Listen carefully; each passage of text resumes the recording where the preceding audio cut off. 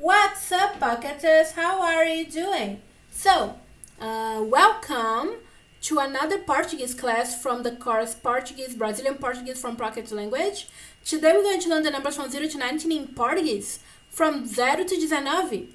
Numbers are very important in any language. We use them to talk about our age, phone numbers, prices, time, and much more.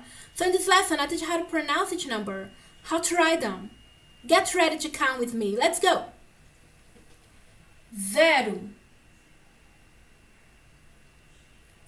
1, 2,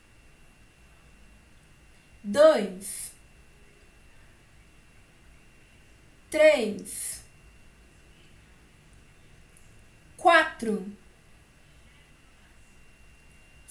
4, 5, 6, 7, 8, 9, 10, 11,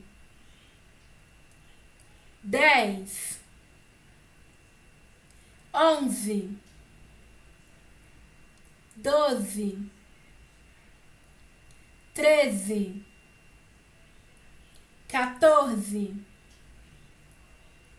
14, 15, 16, 17, 18, 19. Very good. So now we have learned how to count from 0 until 19 in Portuguese. Yay! So hope you have liked this class and see you in the next class. Okay? So package, go.